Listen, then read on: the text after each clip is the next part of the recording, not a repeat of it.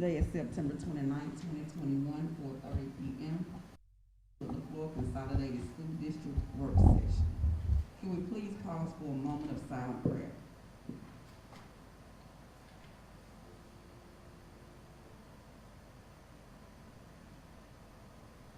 Amen. Chair will entertain a motion to amend this agenda, making number 4, number 1, and number 1, number 2.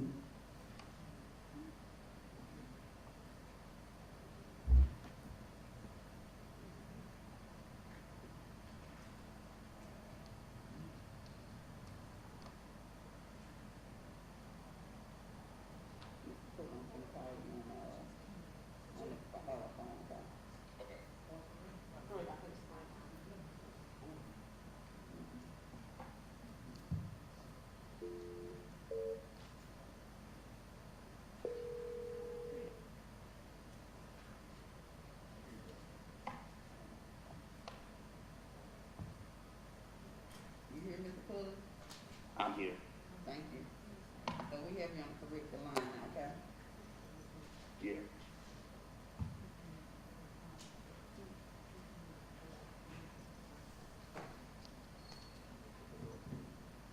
Madam President,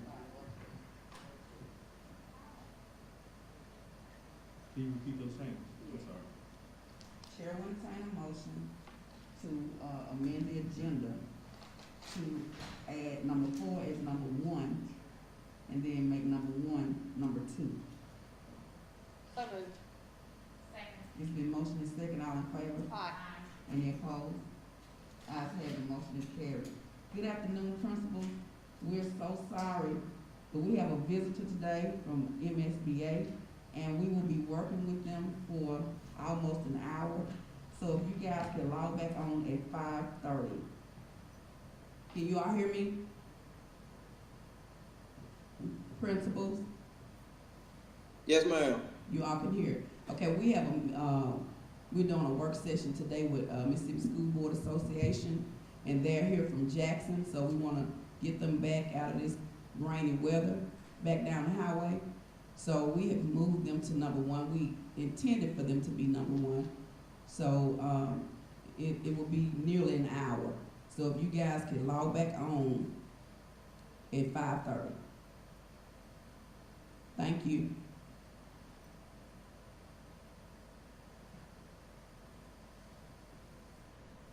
At this time, Dr. Henderson, can we give Dr. Henderson a microphone if you all don't mind?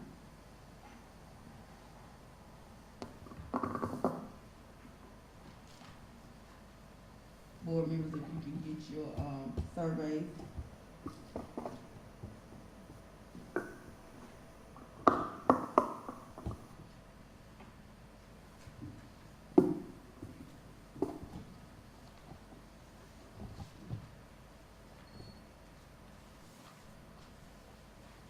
Are you ready? We ready? All right. Good afternoon.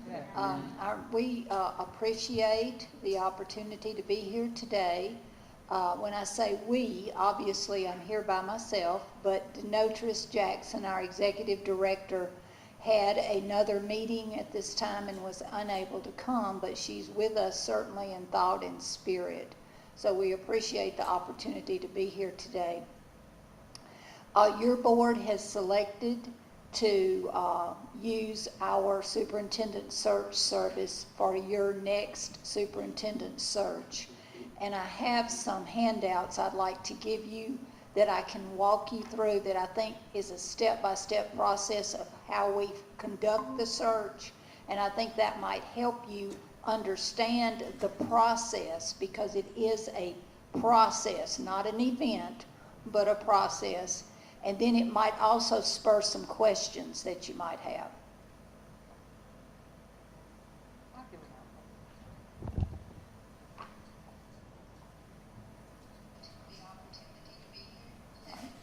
The first step was for you to complete the survey, and that will be my first action that I take tomorrow, is to compile the survey. And what that survey does is gives us, as well as you, an idea of how the board views the characteristics that you want in your next superintendent. It also helps you identify the strengths that you feel like that are present in your district. It also gives us some information about some of the plans that you might have for the future. So that is a valuable piece of evidence. I will email the report to Ms. Milton as soon as I've compiled it. I should be able to have it done by tomorrow, and then she can share that with you. We then take the results of that survey and compare it to some qualifications that you may want to consider in your next superintendent.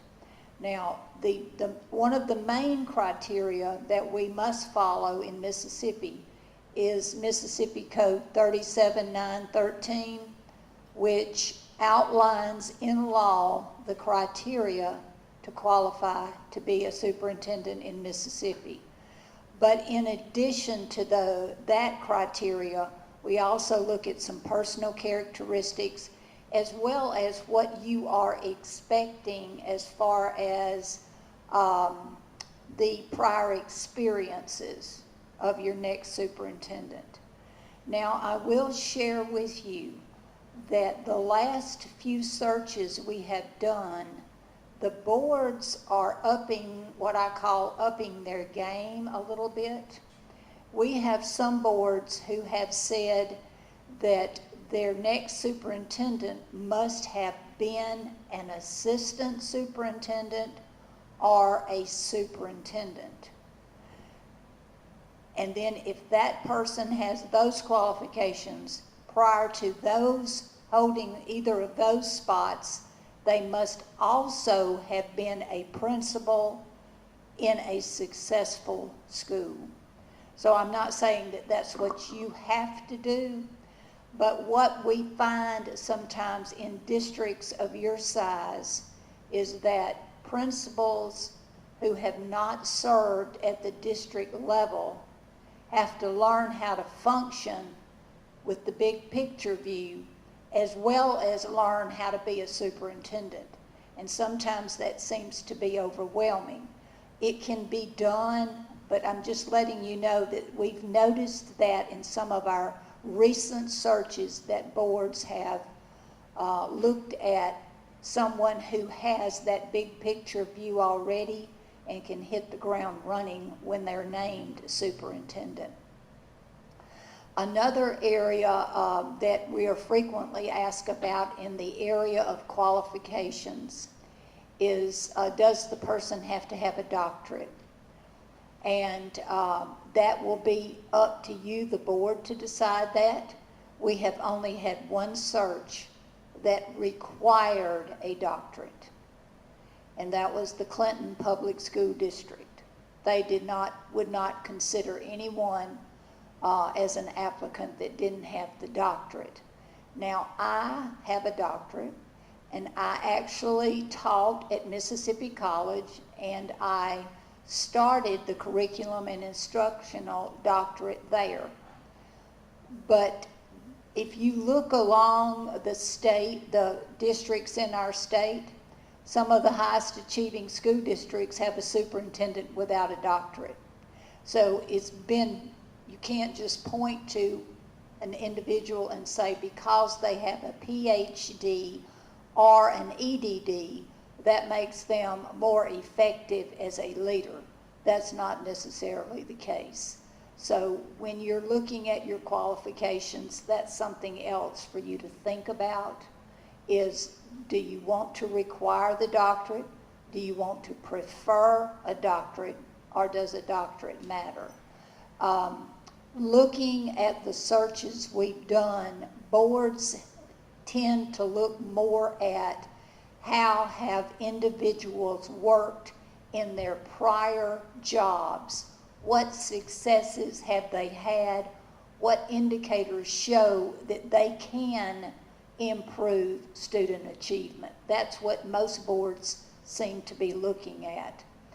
Another area that we see, it's been this way for the most part in the past, but it's becoming, I think, a more important facet, is the fact that the superintendent must reside in the district and be active in the community. Now, there are a few places that are rural and there is not housing available, and so boards in those situations have said the person can live within a 30-mile radius or something like that. But more and more boards are adding that to their initial criteria, that the superintendent and his or her family must reside in the school district. And there is one of the part of our service is we can assist your attorney with a contract, and what is being added to contracts is the fact that the individual must be in district within a specific time frame, say within a 6-month time frame. It is actually a part of the contract. So it's not just a verbal agreement, it becomes a formal part of the contract. So that was another element I wanted to make you aware of, is that I'm not saying your board has to do that, but this is what some other boards have been looking at recently.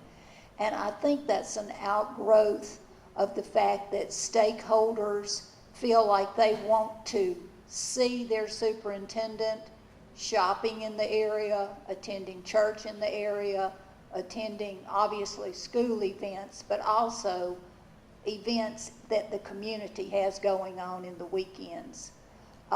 When I was superintendent, obviously residing in the district was required, but my board also required that I join civic clubs, and they actually paid the dues for me to join the clubs. But my board felt like that by my being in a monthly meeting with people that were from all different parts of the community, that would keep me informed about what was going on, but that would also keep a connection between the school district and the community service part. So just wanted to throw that in too. So any questions about criteria for being a superintendent in your school district?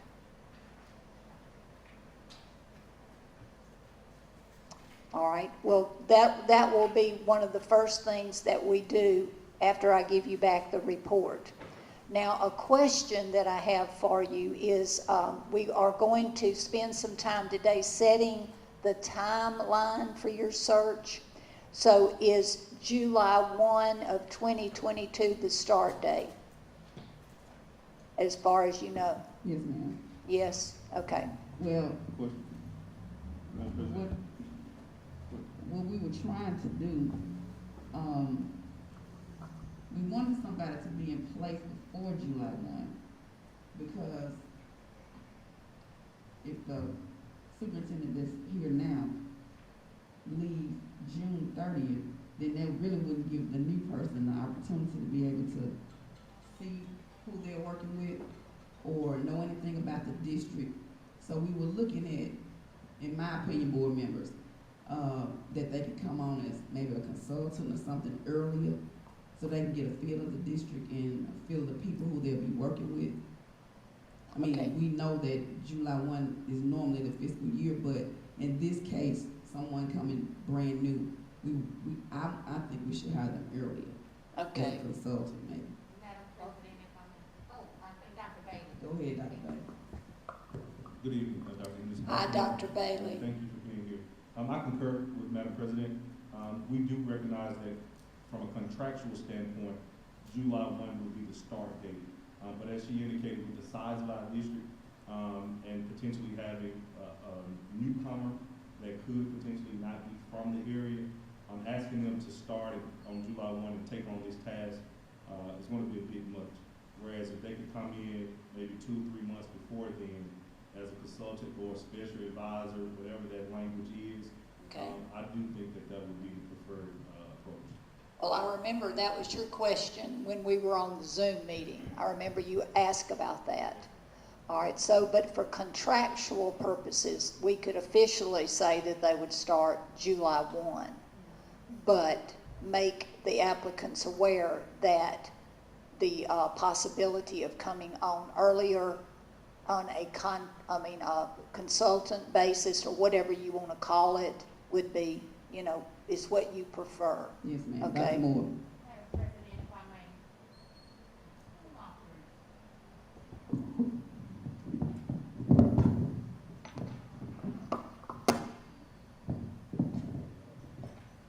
I do recall on our last superintendent search, I think the incoming, or the superintendent-elect came in, was it the February 15th deadline date?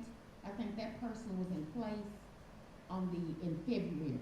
That was dealing with consolidation. We Gotcha. consolidated district. Okay. It was a little different.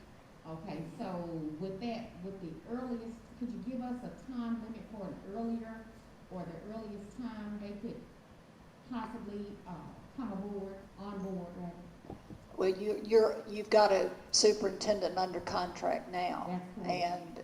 And that contract has to play out, or either there's a buyout or whatever you decide to do. But as long as you're under contract to that superintendent, the law does not allow a district to have two superintendents under contract at the same time. Well, I do recall, alluding to what Dr. Bailey stated earlier, and the information that you provided us at our last meeting about that, consultant. Right. piece, I think I would much rather go with the consultant. Okay. To onboard them earlier. Okay. Well, we can put that in the job announcement that the official start date is July 1, but the board, what would be your preference, do you think, for them to come on as a consultant? My preference would be January or February. And Okay. that's because, what is the date, when they have principals is, no, it's February, isn't it? February is generally Right, administrators. so I just feel like they need to have be able to build a relationship with the principals. Okay. So my opinion, board members, would be January. Dr. Henderson, is there a difference between an external superintendent and a consultant? And- I don't know the terms. All right, a consultant does not actually have a contract. That would be more like an at-will kind of agreement, where you would decide as a board how much that person would be paid for their services. Okay. And so you have them on board as such with an at-will type agreement rather than a contract. A contract cannot be broken by law. What is an external superintendent? I don't really Never know heard what of that it. is. Okay. I've not heard of that. Thank I'm you. sure there's probably one out there, but I Thank haven't you. heard of I that. appreciate it. Mhm. Question, Madam President? Go ahead, Dr. Bailey. Dr. Henderson, would it potentially adversely impact us if we did say we would like, I don't know what the term is again, consultant to start hypothetically, say February or even March? Considering, we may not know what that person's current work condition is, where they're located, could that potentially have an adverse impact on us with the search? I don't think it would if you make it known up front. Okay. This is what you are planning for, this is what you are intending. We have done, I came to work at MSBA in 2017-18, and since then I've done over 50 searches, and during that time, every single applicant was employed somewhere else, and the board let them out of their contract except for one. And in that case, the person that was selected was a high school principal. And the district wanted him to be able to be a superintendent in another district, but they had to look at their students first. So he stayed on for 2 more months as high school principal where he was, and the board let him out after they replaced him. But in all of the other searches, the applicants had gotten out of their contracts because their board realized it was, a good move for that individual. Thank you so much. Sure. All right, any other thoughts about that? All right, could I just hear some comments about how you feel about basic qualifications? Do you want to open it up to what the state law says as far as qualifications are of a superintendent? Or would you like to restrict, or not restrict, but make it more defined as to the type of person you're looking for?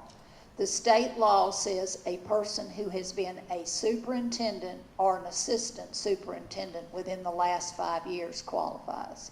That's either in-state or out-of-state. Now, out-of-state people have to get a Mississippi license, administrator's license. That's on top of that. If it's someone that's been a principal, that person has to have either been a principal of an A or B school for 3 years. Now, that's not 3 consecutive years. That's not even in the same district. So somebody could have been a principal of an A school in one district for 2 years and then move and be a B, as long as there's 3 years of service in an A or B.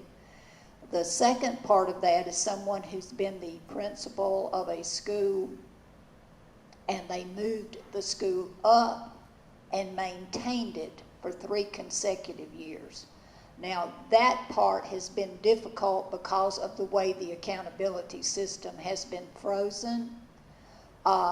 There was a directive from the State Department that school districts did not have to abide by that. But in every single search that we did last year while that directive was in place, no board wanted to disregard that. They wanted proof that the applicants had shown that they could move a school or a district up. Another way to qualify is that someone has been a director or another title at the district office level for 6 years, but that person has to have reported to the superintendent for 6 years. Now, you have to look at the organizational charts of districts. And so an example is the Jackson Public School District. For years, their directors and supervisors reported directly to their superintendent. Their new superintendent came in and changed the organizational chart. So all of those support people now report to assistant superintendents, so they can't qualify to be a superintendent. So that's another way to qualify, though, is if you've been in a position and reported directly to the superintendent. And it, again, doesn't have to be in the same district. You could have been a special ed director over here for 3 years in one district and then moved to another one, but 6 years. And then the last way to qualify is if you have 6 years of documented leadership experience and a master's degree in any area. So if somebody has a master's degree and they've been a CEO of a business, they've been in the military at a captain's level or above, may have worked or taught at a university in a dean or department head position, 6 years of that type of experience. We have not ever had but one district to go outside and select someone from that arena. The main reason I think that boards have stayed away from that is because their stakeholders that are in the community and their internal stakeholders who are educators feel like they want someone that's walked in their shoes. So these people may have been successful in their career outside of education, But if you're looking for somebody that's going to move student achievement up, they may not know the techniques, they may not have that type of leadership, but that is another way that someone can qualify. So as I said earlier, some districts have said, well, because we need progress made quickly, we don't want to look at somebody that's just worked at a principal level. We want somebody that's worked at a district office level in an assistant position or the superintendency themselves. Now, another unusual occurrence that we've had with searches, the lower the accountability level of the district, the larger the number of applicants. The higher the accountability level, the lesser the number of applicants.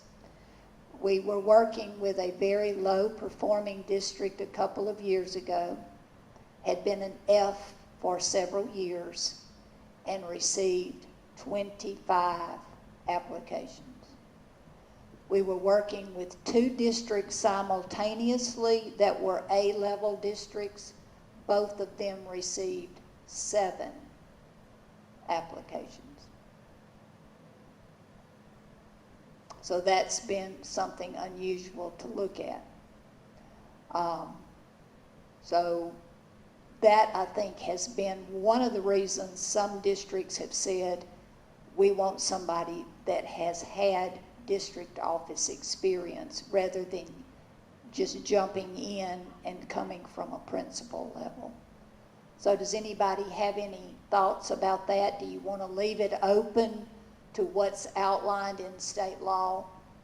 And you don't have to decide that today, but it's something that we would advertise in your brochure. Question, Madam President? Go ahead, Dr. Bailey. Dr. Henderson, so you mentioned the 5 years of being either a superintendent or assistant. Assistant.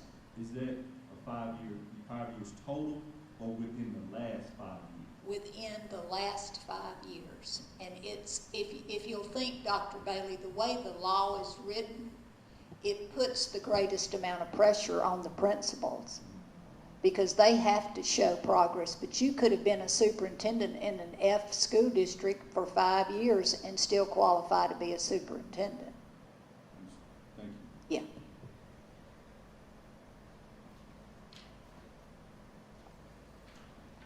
All right, let's move on and then think about, does anybody else have any questions about the So qualifications? do most school districts use the state law? They do. They follow the state law. I do think, board members, that we should. Okay, Yeah, we want to be on that. all right. Now, the length of time that you would like to advertise, we have done, well, last year I did a 2-week search. The average is a 4-week search. I have done 6-week searches, but what I can tell you is that there's not been a tremendous increase in the number of applicants between the 4-week and the 6-week time frame. Many of them submit the day before the deadline or the day of the deadline. So 4 weeks has been the average time. And the way that we advertise, we post it on our website. Then there is a link at your district's website to the application and to your brochure information. We advertise it through the National School Board Association, which is all 50 states. And then we have a database of about 5,000 people, administrators and others, and we send it out through that database. And then Ms. Jackson, if we see from your qualifications some people that we know fit what you're looking for, she will either call them or write them a personal invitation to apply. I know that you are familiar with our Prospective Superintendent Leadership Academy, and that we have graduates of that, and so we know those people a little more. You do not have to have been in that to be noticed by Ms. Jackson or to be communicated with by Ms. Jackson, but we do advertise it. Out of all the searches we've done, the 50 plus, there have only been 2 out-of-state applicants selected. Every other applicant has been from Mississippi.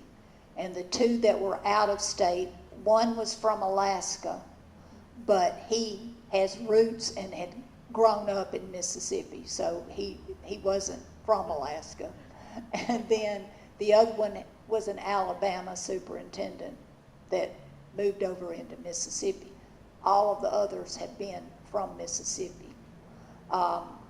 During the time we were looking for superintendents for the districts that were county districts, moving from county elected to appointed, we were posting like 15 searches at a time, and nationally we received a lot of attention from that because people thought it's Mississippi, they'll accept anybody.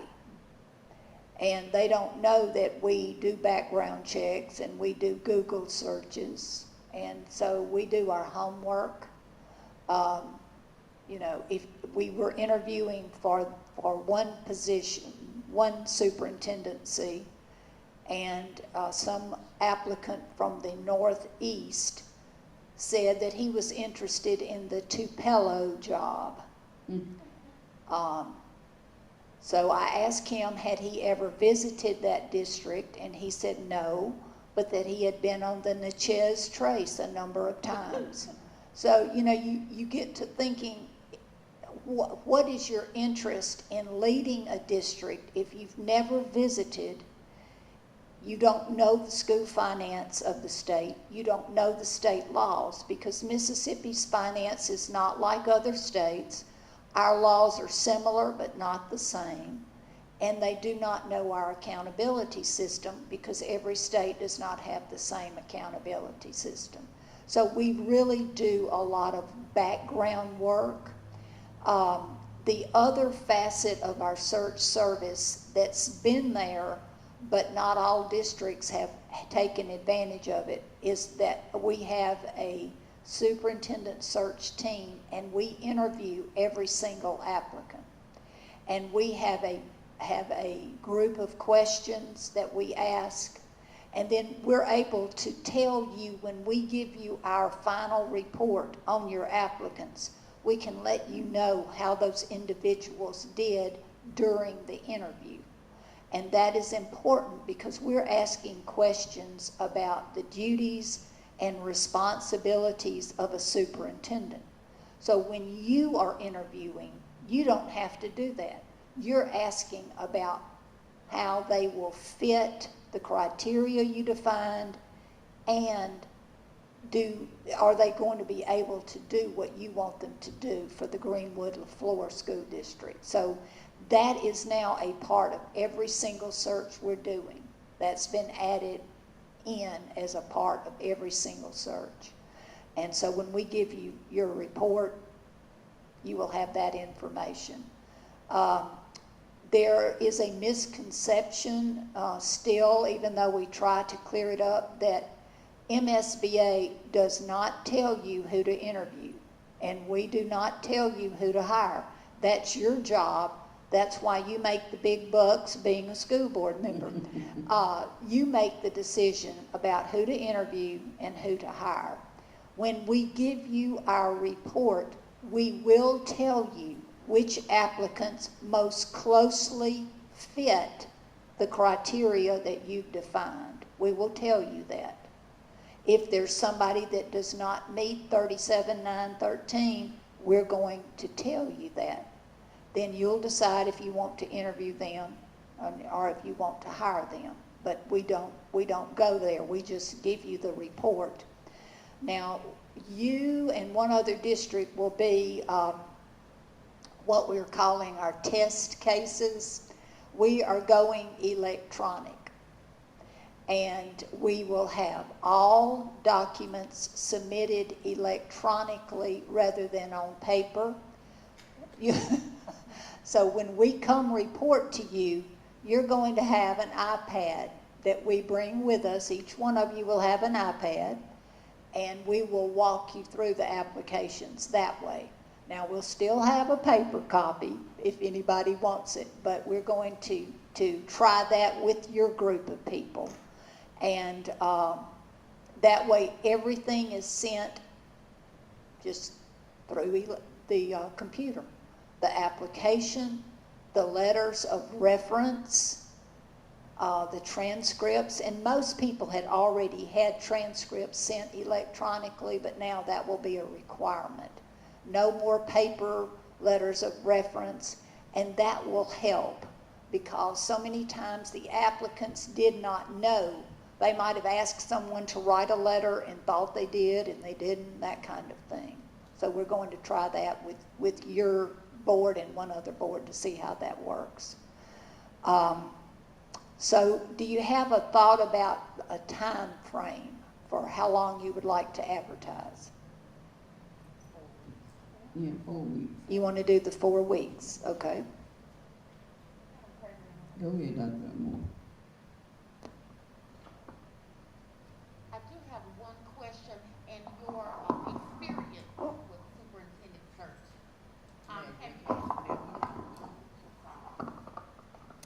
Thank you. In your experience with the Superintendent Search, have you ever had districts to provide application submission maximums or limits? No, Number? Okay. never have. Okay.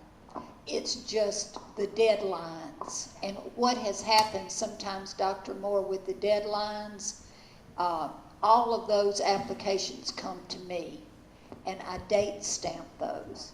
And what has happened is that sometimes somebody will submit, we have a closing time of 4:30 p.m., okay? Well, they'll come at 4:45. And then they'll say, well, I started the submission at 4:30. Well, I'm sorry, you waited until the last day and you didn't finish the submission. Now, I bring those to the board and you can decide if you want to consider those.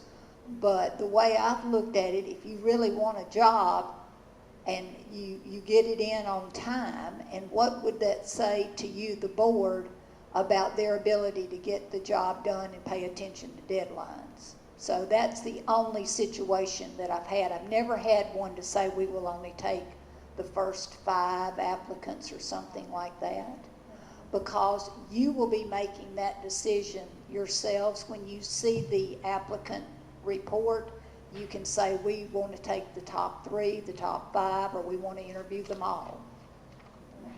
That's a good question. Go ahead, Ms. Lewis.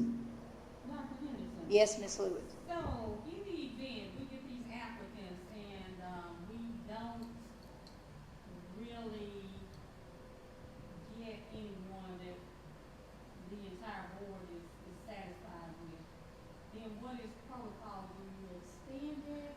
I mean, or That is an excellent question, and I'm glad you brought that up, Ms. Lewis. What we do is we re-advertise it at no cost to the board. All right, this is another part of our service. If you don't find your quality candidate in the first time, we open it and re-advertise. We've had that happen 2 times. We've also had a situation twice where a board selected a superintendent and in less than a year realized there was not a good fit there, and the superintendent did not continue to be employed. So we redid their search for no cost other than, travel or something like that. But it's no expense to the board, because we're pledging to help you find your best fit. thank you. Okay.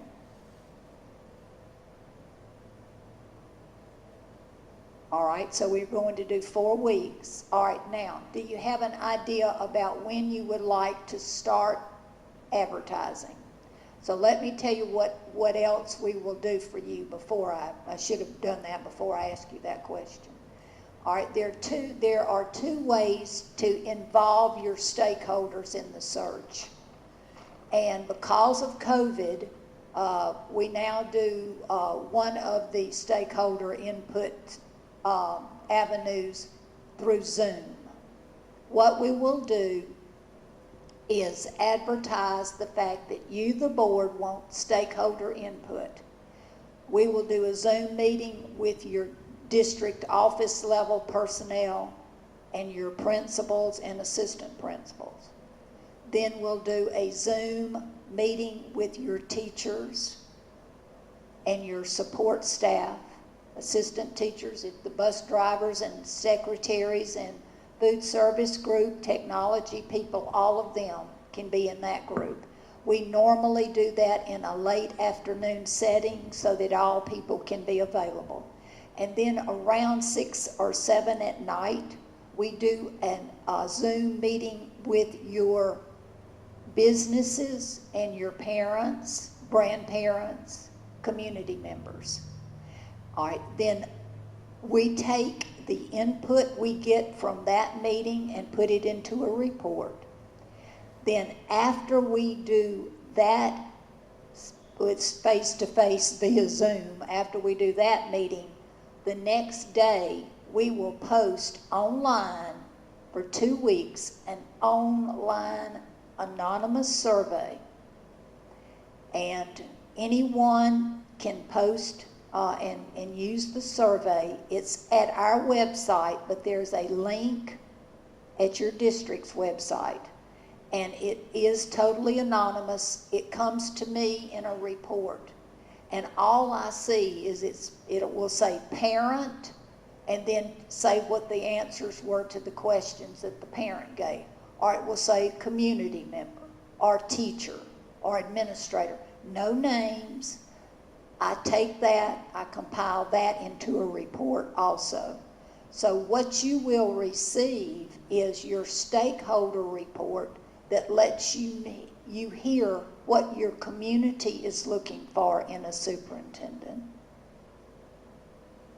What your community thinks are some of the strengths of the district, what they think maybe are some of the concerns that they may have. And I will tell you, I spend a lot of time on those reports because I feel like if somebody is taking the time to respond to you, you need to know what they said. So I don't just lump it into one big blob. I do it by parent, by teacher, and what I advertise about those is that is a very valuable document for your new superintendent. You could give it to him or her. They will see, he or she will see what the community thinks, what your teachers think, what your administrators think. You could use it as a foundation for a strategic plan or for setting goals for the school district. So it's not just a document to help you with the search, but it's also one that you can use in the future. Then I take that and we work through it and come to you with some sample interview questions that we will give you with a rating scale so that when you interview, you'll be hitting on some of the points that your stakeholders want as well as the points that you, the board, wants. So we need to have time to do the stakeholder meetings and the online survey before we just launch off into, advertising. So would you like to try to set those up for sometime in October? Mm-hmm. I would. Okay. Question, Madam President. Go ahead, Dr. Bates. Dr. Henderson. Yes. Would a month time be enough time for MSBA to hold those stakeholder meetings as well as receive their feedback from the community? Yes, definitely. Yeah. And Ms. Milton has provided an internal employee's name to me, and I can work with that person as far as deciding what are the best dates to do the webinar. We call it a webinar. the Zoom meeting. We normally do all those in the same day. And I've already got everything written out as far as how to advertise that on your website and in the newspaper so that your stakeholders will know that it's available. One thing that we've noticed is that we end up answering a lot of questions about the search as well as getting information on those. And then as soon as those are done, those meetings are done, we will post the survey, and then the internal connect that I have can, do the connection here, the link here, and have it back to our website, and we can advertise that also. So a month is plenty of time.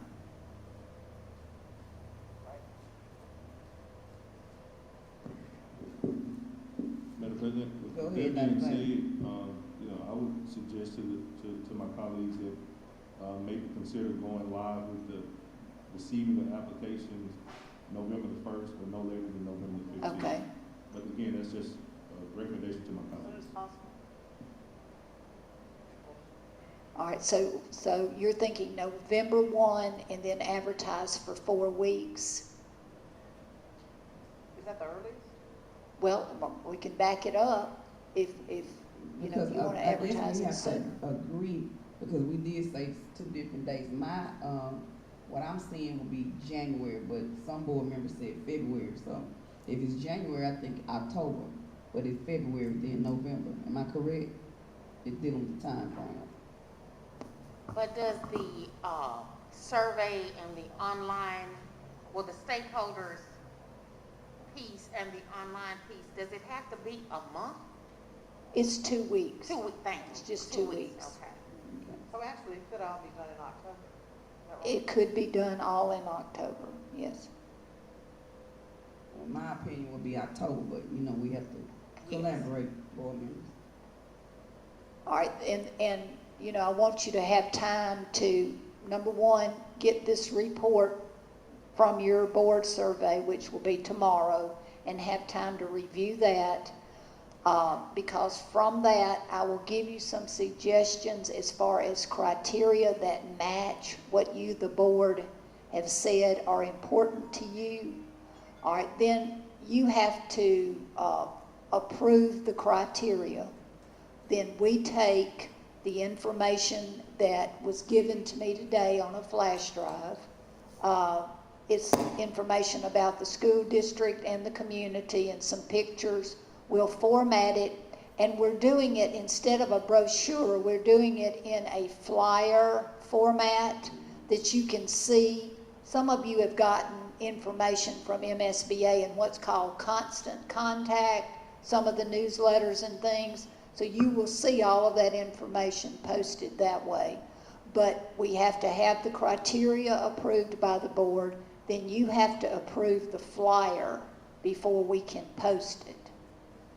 And, we could do that before you see the information from your stakeholders, or we can do it after you see the reports from the stakeholders. My suggestion, this is how I feel. October is tomorrow, the next day. Yes, ma'am. Friday. Friday. If we took October for all of that to be done, and then start with the advertising, the Zooms and That's all 2 the weeks, right? surveys and the information that needs to be compiled, and then the advertising starts on November 1st. I think that would give us enough time, even if we wanted to hire a consultant in January. I mean, what do you think? Would that be?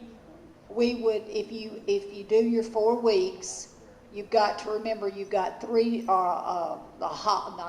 got a holiday there. Correct. Of 2 days that many offices will be shut down. So you might, if you started at November 1, you may want to put November 30th as your deadline to receive applications.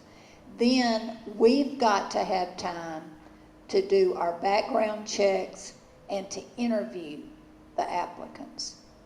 And we interview via Zoom, so that, that's an efficient way to do that. If you have an applicant that we've interviewed recently within the last 3 or 4 months, we're not going to re-interview that person because we already know about them. If it's somebody new that we've not interviewed before, or it's someone who has changed jobs, let's say we interviewed them when they were a principal and applied to be a superintendent, but now they're an assistant superintendent, we're going to re-interview that person to see if their skill set has changed. So if we ended November 30th, then we would have to have at least probably 10 days in December to do the background checks. We do a Google search, and then we do the interviews. So you would then have to have time to interview the people after we report to you. So if we get our report ready in December, that's still not going to give you time to interview in December unless you and the applicants want to work some during what are traditional holidays for school districts. You would end up interviewing in January, say the first week in January. Because I just want the applicant to be able to collaborate with principals. Because February 15th is the deadline for hiring or whatever. I mean, I just want them to be able to. But how would that work when this person coming on would only be a consultant, and you have a city superintendent? How would that play out? I don't see it. Wouldn't the superintendent that we presently have to make those recommendations? I mean, the superintendent is gonna make the recommendation, but the person that we hire as a consultant will be able to still mingle with them and talk to them to see the strengths and weaknesses. Just give that am I correct, Dr. Anderson? Well, the districts that have hired their superintendent as a consultant before coming on board, one of them came on as a consultant to observe the budget. It was later in the year. It wasn't during personnel. It was later in the year. So that the new superintendent could be aware of the board's goals in setting the budget, observe the budget setting process, because every district doesn't do the budget setting process the same. So they brought their new superintendent in so that he could see how they did the budget and be aware of the priorities that the board was setting. So we've not had one to come on as early as what you're proposing. Most of them have come in within like a month of the time that they were going to take office. So this would be something new. But you are correct, Ms. Lewis. As long as the current superintendent is under contract, then she would have to make the personnel recommendations. But like Ms. Milton is saying, that person could sit in on the process. I mean, I just think it would be fair for a person coming in that they would get to know everything. I'm for the earlier the better.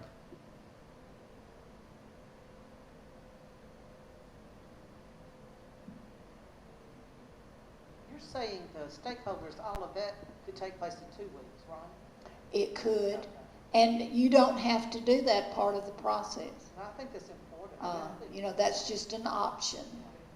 Most boards like to hear what their community and their staff think. We want to hear what the community has to say. Right. And we definitely want to hear what our principals and our teachers, assistant principals, everybody, we want everybody's input. And what you'll be able to see is you may see some patterns among the different groups, of patterns of concern, patterns of pride in the school district, and then patterns of what they would like to see in a superintendent. Dr. Henderson, and you didn't touch on this, but it may be a part of your approach.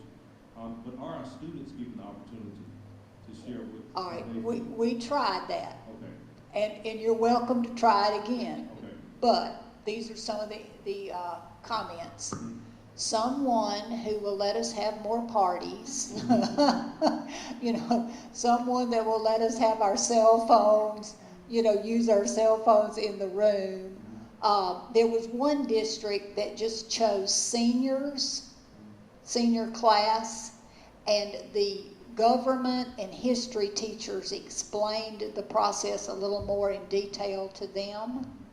And so their responses were a little more on target. But what I found is that many elementary students really don't know what a superintendent is. One of my favorite experiences was with a second grade class when I was superintendent, and they thought I was the superintendent. I was an intendant. I just had a super in front of it. So, you know, it's hard to explain to them sometimes what you do. But, you know, if you want to make them a part of it too, we can open. Especially, I mean, based on what you said, and that makes sense for our younger kids. And I'm open to seniors, but it's possible that the seniors would not even work with the incoming superintendent. So maybe juniors or sophomores. Yeah. And even to your point, if that's a history class or something where it's A citizenship type of thing, Yes, ma'am. yeah. But we could open it up to them and then have the category of student. Yes, ma'am. Thank you. But I do think if you're going to use them, your teachers are key to helping them understand what they're doing. Yes, ma'am. Okay. I think also they're gonna speak through their parents anyway. So if the parents are gonna be participating in the surveys, I'm sure there's gonna be some type of conversation between the parents and the students, and some kind of way we'll get that information. Yes, that's probably true, although many times students don't listen to their parents, so they have their own mind.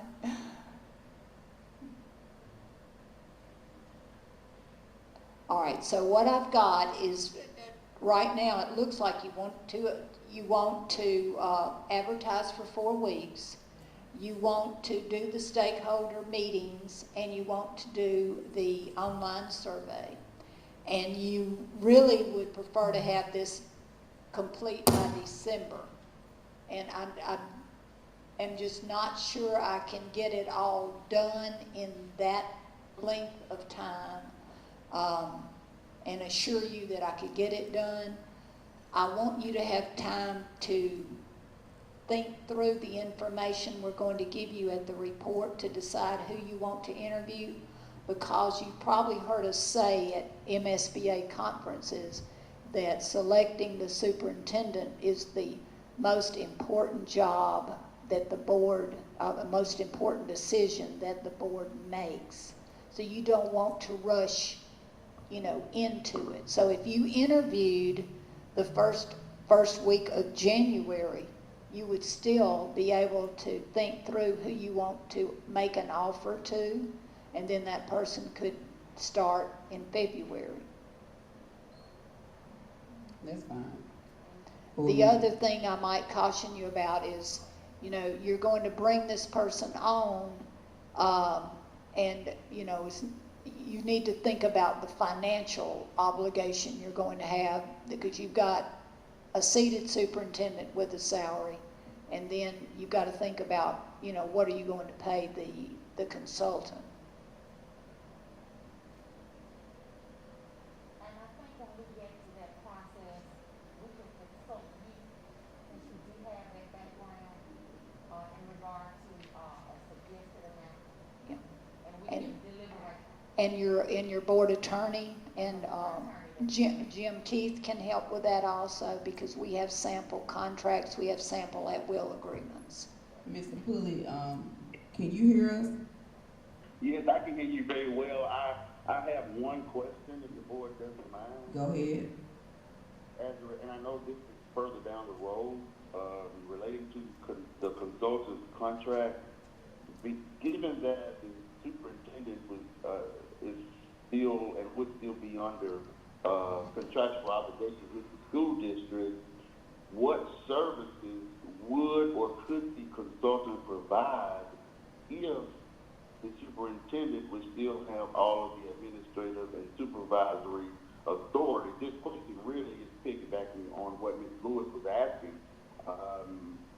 What you would have to pay the person, but what services could the person provide that is not within the duty of the superintendent? That's a good question, and I think, Mr. Pulley, you could work with Jim Keith to determine that, because you are correct, you can't just hire somebody and they not be doing something productive during that period of time. Madam President, if I may. Go ahead, I do know that that's the purpose of this being a very significant piece to what we do as a board, to hire someone that's efficient and effective and would know, would have the experience to know what to begin looking for once onboarded. So.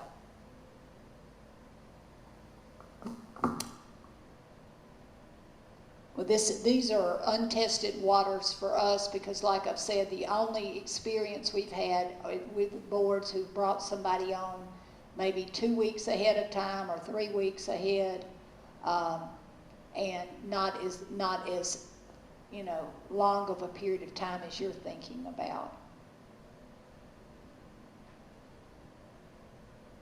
All right, so does that time frame, will that time frame work for you? I will put all this in writing, Ms. Milton. I think I sent you that calendar that shows you, where I fill in the dates. I can get that back to you tomorrow and let you look at it, and then let the board look at it. And we can always adjust it. It's what's best for you, the board. so the survey that you sent us, do we send it back electronically or we give it to you? Because I think everybody actually brought it. I would hope I can take it back Yes, with me ma'am. now. It can be done electronically, but if you've already filled it out, it will help me. I won't have to print it out. I'll just compile it.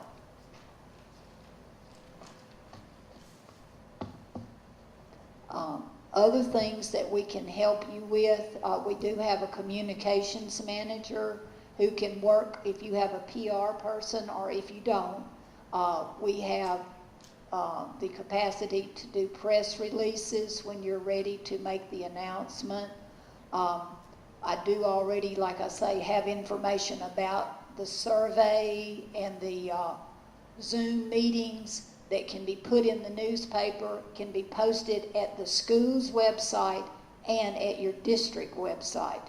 I don't know about the connectivity in your district, but if there's some spots that's not connected, you may want to have someone at the school level print out that information and send it home with the children, so that, people that don't have good technology can maybe that day go somewhere so that they can connect with us on the Zoom meetings.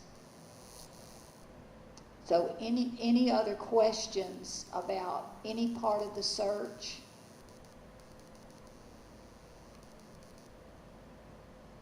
And I will say that everything that we do has to be approved by the board. So we will not publish anything or move forward without the board's approval. So I think really the only thing that we have in question is just the timing.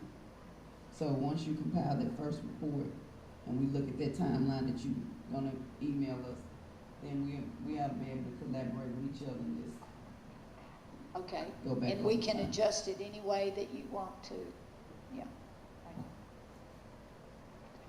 Does the Greenwood Leflore district have any holidays in October? Some districts have. Fall break, isn't it, Dr. Pulley? Do you know those dates? Pardon me? 14th, The 15th. 14th and 15th are holidays, okay. All right. All right, that's helpful to know also.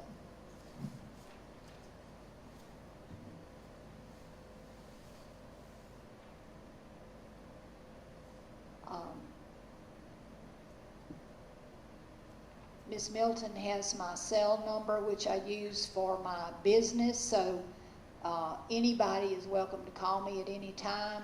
If I answer hello, that's because it's also my cell phone, so don't be startled by me just answering the phone that way, because I don't know if it's you or somebody checking on my car warranty.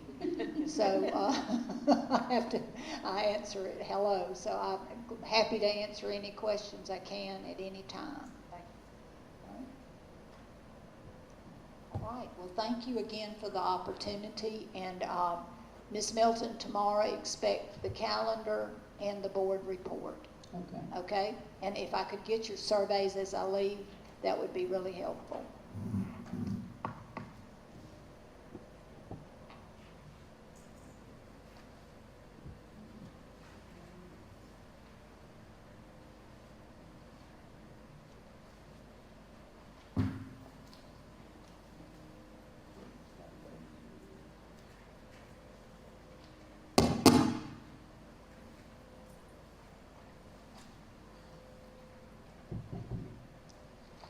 Thank you.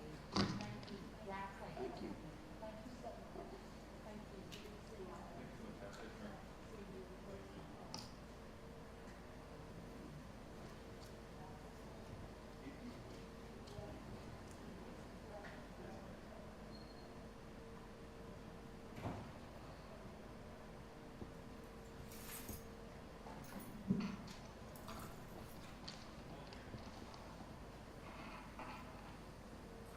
Sorry, principals, we are 9 minutes late. Board members, we going to,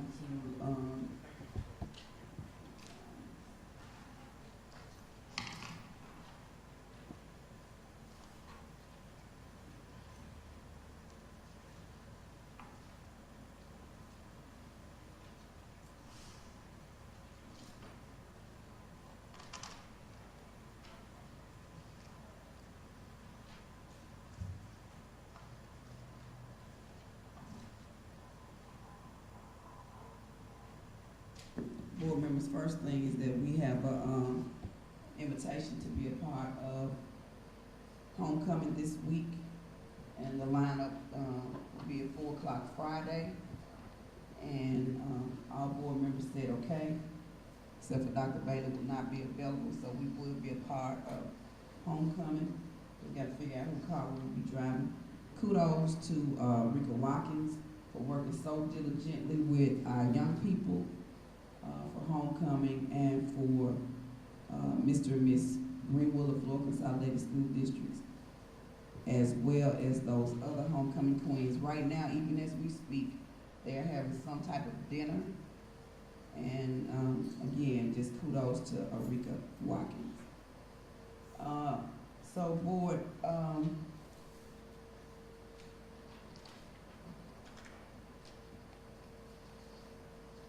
can you all hear principals?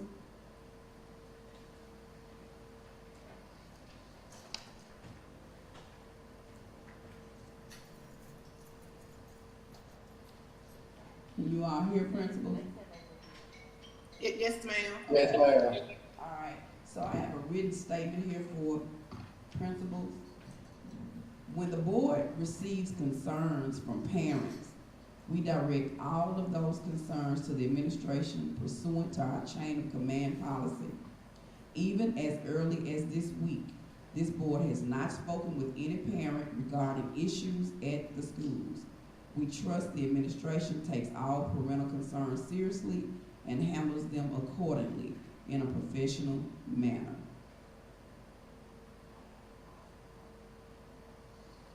At this time, we will do our principal reports.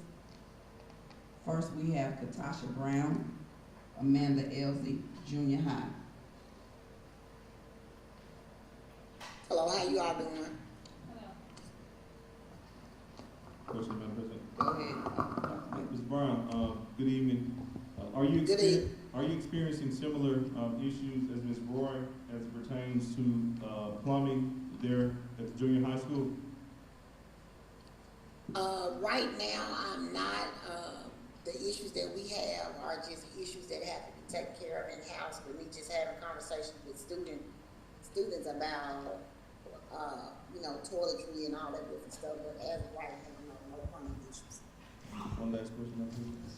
Go ahead, Dr. Mack. From your observation, can you speak to what you have observed as it pertains to the level of instruction that your children have received or your students have received at Mount Elsa Junior High and how they have responded to that instruction?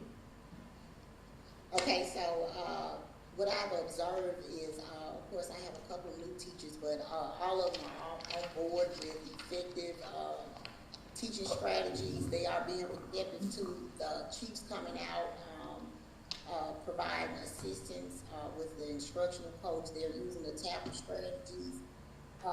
Just get on board with trying to make sure that all of the PEs that we're using, that they're providing, that they're actually utilizing. When I go into my classroom observations, I'm looking for those key elements to ensure that they are being effectively used, the tablet strategies, the PBI strategies, the engagement strategies, any workshops or PEs that they're attending, based, from the chiefs and from the district. I'm just going in to make sure, observing, to make sure that they're being utilized. Thank you, ma'am. Any other question, board members? Ms. Brown, Yes, ma'am. do you have a counselor in your building? I do have a counselor. Thank you. Bankston Elementary, Mr. Glenn Stevens. Hello, everyone. Hello?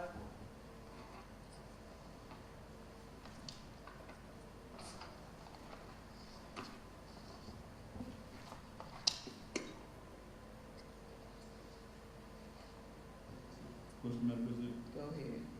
Mr. Stevens, what is the academic landscape looking like there at Bankston?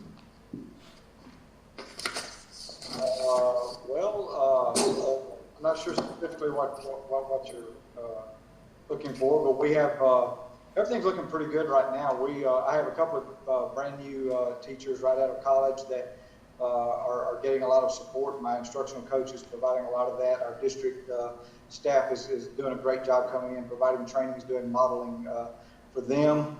They're very eager to learn, and they're getting better every week.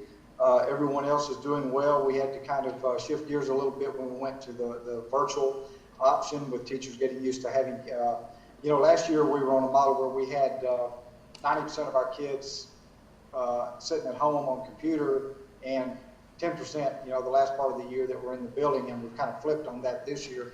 So they have to kind of adjust to that, but they've adjusted quickly to that, and everything seems to be going well. Thank you. Mr. Stevens, we understand that you all had a little scare over there last week. So did you all utilize a fire drill? No, it wasn't. It was a ballast and a light fixture that got hot and flared up. They do that when they get hot sometimes. But yeah, we got an extra little fire drill in for that building, so that was good. Any other question, board members? Ayatoya Roy, Amanda Elsie High School. Yeah. Question, Madam President. Go ahead, Dr. Bagley. Good evening, Ms. Roy. Hello. I'm sorry. Maintenance department has not rectified your plumbing issue yet? Yes, sir. Well, as soon as I have a plumbing issue in my bathroom, someone comes out immediately. Right now, they're in the process of ordering the new pumps they told me about, and hopefully they'll be in soon so that we can have that rectified. So, kind of frequently, I'm still having backups in my bathroom where I have to put a work order in, and then someone has to come out and do what they do in order to unstop. And from an academic standpoint, how are things at Amanda Elliott High School? Just as the other principals just said, I do have a few new teachers as well. We are receiving support from district chiefs, and we are anticipating hopefully having consultants to come in as well. Everyone is just getting used to use EDI. We were kind of used to the graduate release model, so it's kind of it's almost the same, but we're getting used to EDI. We're using our tablet strategies, our student engagement strategies. The students they're more engaged now since they're back, and they want to be back. And some of my students who chose virtually are calling me and emailing me every day saying they want to come back to school. So that's something that I'm dealing with. Once we went home, they're ready to come back to school now. So, you know, I have a couple of them who said, well, Miss Roy, I missed 3 days, so my paper said that if I miss 3 days, I can come back to school. So I have them intentionally missing classes so that they can come back to in-person learning. Thank you. Ms. Roy, Yes, ma'am. how many do you have on virtual? I have 86. Okay. How many of those are seniors? About 17 of them. Okay, thank you. Yes, ma'am. Any other questions? Tara Harris, Claudine Brown. Question, Madam President. Good evening. Good evening, everyone. Ms. Harris, can you speak to, and briefly, if you don't mind, your assessment results? If you were, you know, surprised by those, or what approaches are you all taking to potentially increase student achievement? Presently, right now, based on our Mcas data, this year for our kindergarten, first I look at our pre-K students. Our pre-K students, we had 100% of those students who scored early emergent for the Mcas. For our kindergartners, with 16 of those students. So for us, there's room for growth. On the last assessment they took, which was their progress monitor assessment, which is ready, not ready, it's Star Renaissance. The students did show some growth. So for us, with them being early emergent, it's better than we were last year when the data showed that many of our students were transitional and probable readers. Kindergarten. Our kindergarten students, we had 52 of those students who are early emergent, 22 who are late emergent. For us, there's still room for growth because we do want the majority of our students to actually score in transitional or probable. And at the end of the year, those students will score at least a 638, 683, which is what the state requires. But we're aiming for more than a 683 because when you look at transitional, to me, that means students are still working with, they're still not at the point of being fluent when they're reading, when you're probable. So what we're doing in kindergarten, before we actually administer our ready assessment, we use what was called the core screener, and what that does is test the 5 components of reading. So what we did based on that screener, we met as a team and separated our students into tier 1, tier 2, and tier 3. And we already started providing those interventions for those students. That's the same thing we did with ELA for our kindergarten, for our 1st and 2nd grade. When you look at our ready data, that's a concern because if you look at it, it's really showing that our students are where they were when the pandemic first occurred. So we have 2nd grade, which is a big concern for us. 33 of those students who are below 419, that means they're below 1 grade level, and then we have 33 of them on tier 2. Right now, we're only showing 8 students who are tier 1. So what we're doing, we start at the beginning of August, 2nd week of August, we did our core screener, and we took the data, the results from that, and we are providing interventions. And those interventions right now are focusing on phonics and phonemic awareness. When you look at our data, our students struggled with identifying letter sounds, and actually even vocabulary with high frequency words. So right now, our interventions are focusing on phonics, which is identifying letters and sounds. With the phonemic awareness, we're pretty much doing our 90-minute reading block. We just had a learning walk with the MDE literacy coach, and she said everything went well. That there's still areas of growth, and what we're trying to figure out now, because of the CDC guidelines, how can we make sure we're implementing small group instruction in the classroom, because it's difficult for the students to communicate with the mask on. But what we're doing to target those areas, we have started our interventions. Teachers have looked at their data, and we have divided those, we separated our students into tier 2, tier 3, and the focus right now, Dr. Bailey, is on phonics and phonemic awareness. Last question. Do you have the resources and support that you need to make these changes or achieve your goals? So far, yes, sir, we do. Thank you. No other question. Madam President, I Go ahead, Dr. Moore. Ms. Harris? Yes, ma'am. How Dr. have you, Miller. How you doing, Dr. Moore? I'm well, how are you? I'm well. Thank you. How have you informed parents or included parents? I to actually improve have my student meeting achievement? set up, Dr. Miller, Dr. Moore. My meeting will be, I have one for Monday and Tuesday of next week. I'm gonna do one with my pre-K parents because now that I have the iReady data, we just finished our iReady, so now we're gonna discuss both iReady and our core data.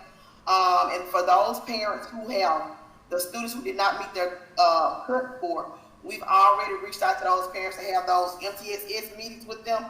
But meetings will be Monday and Tuesday of next week, Dr. Moore, to discuss the data that we've analyzed and share with our parents and let parents know where we stand as far as data-wise with both Mcas and iReady. So are those meetings monthly or just every time data has been aggregated and or disaggregated? Well, actually, it probably end up being monthly because now we're going to be able to progress monitor and we'll be able to show parents where we are with that. And then, like after this first meeting, the next meeting, we'll be looking at 9 weeks data, and then just providing those parents strategies that they can start using at home. So it will be monthly that we will have those data meetings. And right now we'll be progress monitoring using iReady. So we'll be able to tell parents where we are from.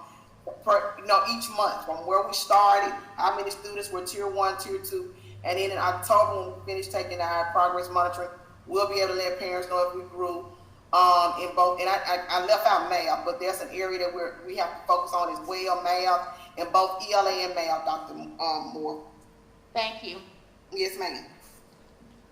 Davis Elementary School, Mrs. Bush.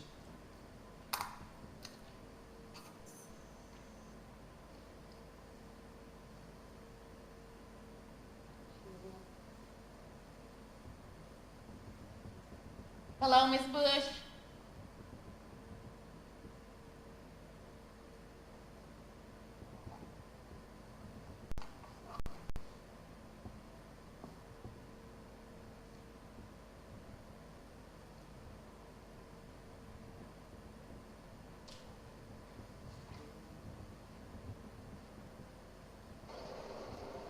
Good evening. I'm driving and my phone lost connection. Good afternoon. Good evening, Ms. Bush. Good evening. I'm just curious to know, I know we've asked a million questions throughout this year and last year, but we have, I guess this year I want to target how we have been supporting parents in our environments, in our buildings. So how have you been supporting parents and informing them of those achievements this year? So far I've had 3 parent meetings. We have monthly parent meetings.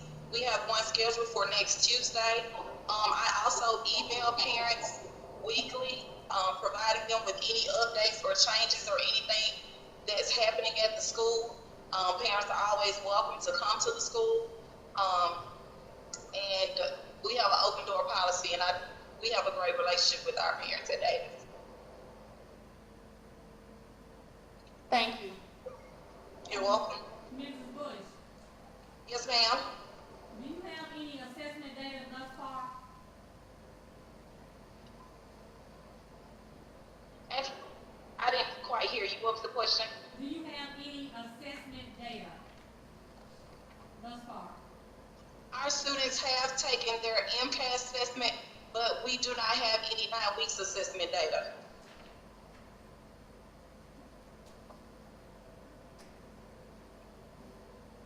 Okay, thank you. You're welcome.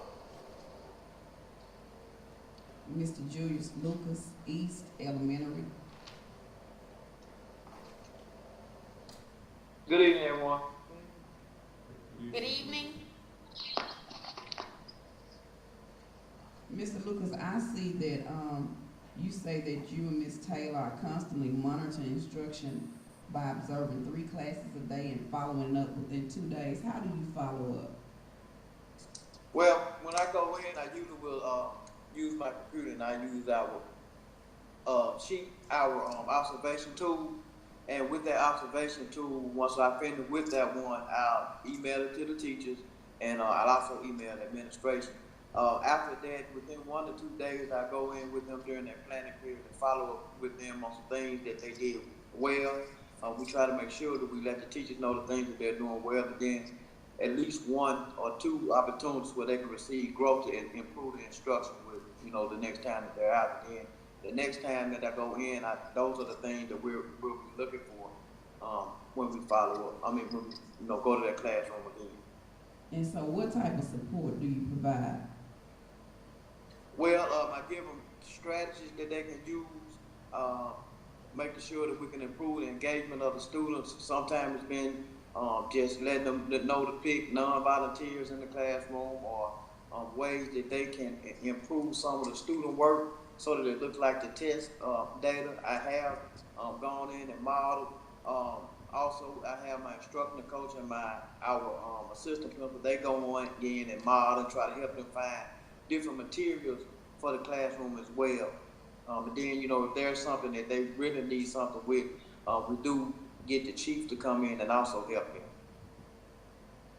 You also said that you use YouTube videos and other resources. Can you explain?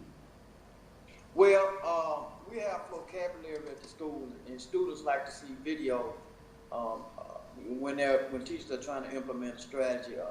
Sometimes they're using those videos for multiplication facts. They have a little song, acronym that they use to try to get them to remember strategies to solve word problems in math, or to remember how to pick the main idea in a passage, or going back to pick up the key details, or even just going through and trying to figure out how to do context clues, because our kids do have a weakness in vocabulary. So it's just little songs to keep the children engaged, and then just different methods to teach them how to solve problems and things like that. But it's just teachers just included in the lesson. But like when we're some of the things that we go over in the newsletter, we will just include a few videos so that the parent can kind of understand what the teacher is doing in the classroom. You say your assistants and instructional coaches pull students during their activities and at the end of social study period. So when they pull them, where do they go? They go, the instructor coach has a room, and then the assistant principal or myself, we use the cafeteria. Any other question, board member? Greenwood High School, Mr. Barry Clerk. Question, Madam President. Go ahead, Dr. Good evening, everyone. Good evening. Good evening. Good evening, Mr. Clerk. In regards to your AC units being out, have you been given an estimate as to when you can expect those rooms to be brought back online or serviced? I talked to Mr. Gary on, I think it was Monday. He stated that Upchurch has been out, and I inquired about portable units for those classrooms that still don't have air. I have not received those portable units yet, but I'm hoping to get them soon. Are you utilizing those rooms currently? I can hear you say it again. Are you utilizing those rooms currently? I am not utilizing those rooms, but we would love to get those teachers back in their primary rooms. Final question, Madam President. Go ahead. In regards to students who did not elect to attend school virtually, it may have been out for whatever reason, COVID or the school closing for COVID purposes, and students may have had technical difficulties logging in for learning or instruction on that particular day or those particular days. What are you all doing to keep those students from being marked absent, considering that they were not able to log in virtually?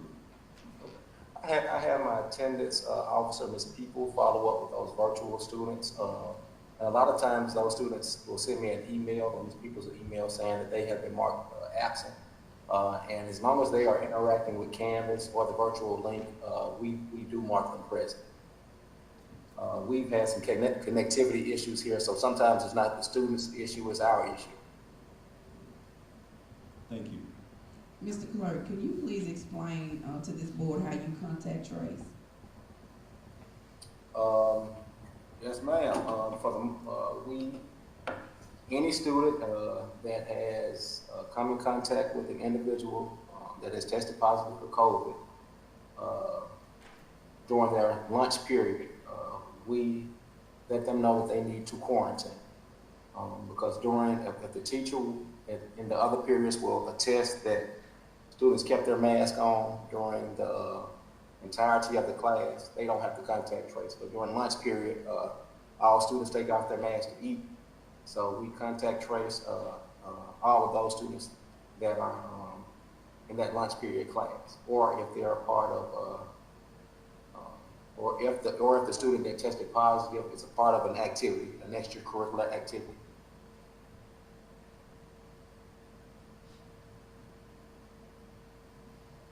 Madam President, I have a question.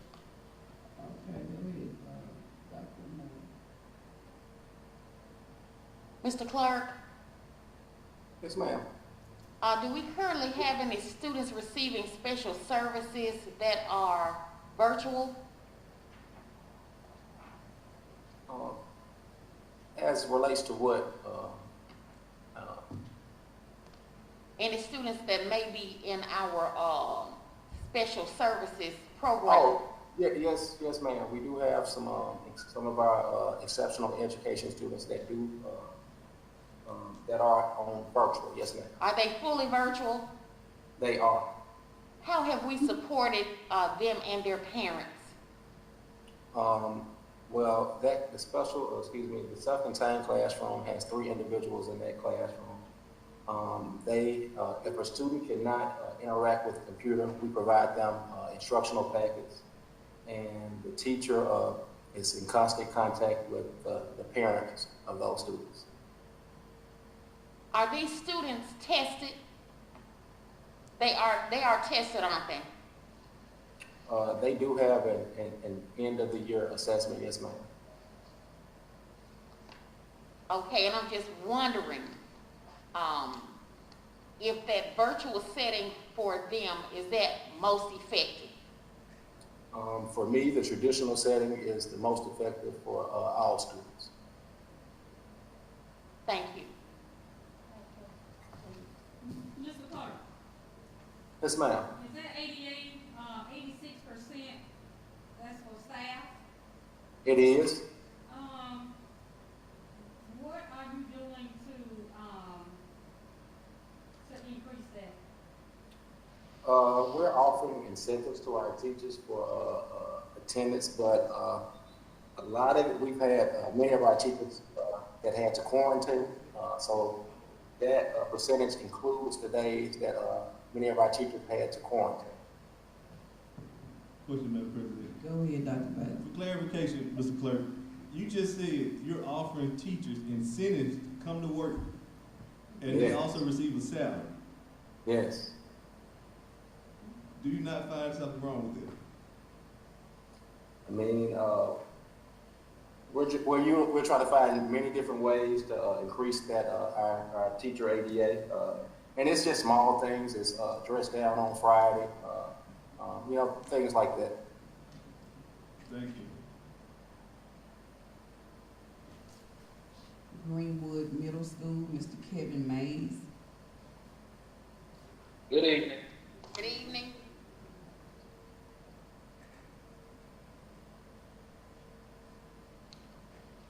Madam President. Mr. Mays? Yes, ma'am. I'm noticing your data that you have provided testing or assessment data here that you provided. How have we informed parents of this? Well, we hadn't really informed parents of the data that's within their report.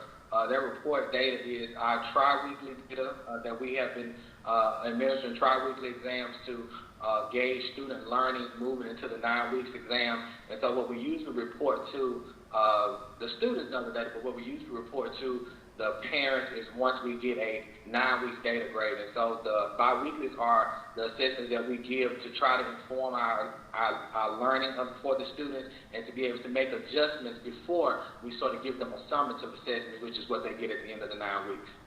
Yes, but how are we providing our formative? I did not hear where a formative was provided. Say it again, Dr. Moore. I do understand about the summative, but I just want us to be cognizant of the importance of informing parents when the formative data is available as well, so that they'll be knowledgeable. I know we want to make adjustments after the formative has been in place or aggregated, but then I think that's important for them to know before we get too summative. Yes, ma'am. The students have, as far as their grades are concerned, they get grading for their work that they do in the classroom. But those tri-weekly exams, we don't utilize those for grades. We just kind of utilize them to inform the teacher how the student is progressing in their learning, so that we can make adjustments in how we provide instruction to those students, so that they can make a better score when we are moving into the summative session. Thank you. You're welcome. April Smith, Laflore County Elementary School. Good evening. Good evening.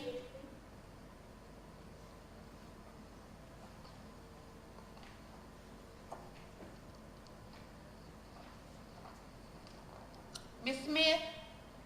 Yes, ma'am. What assessments have been administered in your building? We have administered the Mcas assessment to pre-K and kindergarten students, as well as the I-ready diagnostic. Do we have results from those assessments? Yes, ma'am. For pre-K, by the end of the year, they will need a 498 to be considered ready for kindergarten. And right now, 100% of the pre-kindergartners are at the early emergent reading stage. So none of them are at the 498 mark as of the date they were tested. In kindergarten, we have 88% that's at the early emergent, 8% at the late emergent, and 4% that has not tested. How many students? 2 that's not tested. No, in all? 46. 46 kindergarten students and 17 pre-kindergarten students. Have their parents been informed of that data? Yes, ma'am. The teachers have had data meetings with the parents, as well as when we do the MCAS, it generates a parent report to kind of explain to the parent the score, as well as the score that they are expected to have at the end of the year. Is that provided? Okay. Is that provided to them through the active parent system? Oh, you said teachers are informing parents. Teachers have the data meeting, but we print the parent reports and give to the parents, hard copies. Okay, thank you. Raymond Russell, Laflore County High School. Good evening. Good evening. Mr. Russell, Dr. Bailey and I visited your school over a week ago, and we found no fleas when we got there, but we also met an exterminator or 2 while we were there, and we also saw evidence that another exterminating company had been there the day before we got there. So we're proud and pleased to know that the fleas have been taken care of, and we were also met with some of your students who had a lot of questions for this board. And Dr. Brown is not here on tonight, so we cannot speak on her behalf, but I can say for your students to know that we did not show favoritism on that week that we were there dealing with quarantine at Greenwood High School. Your students want to know why do we show favoritism. So We want to publicly say again that this board does not show favoritism, and when a school is in quarantine, from now on, we will make sure that that school serves out their quarantine time.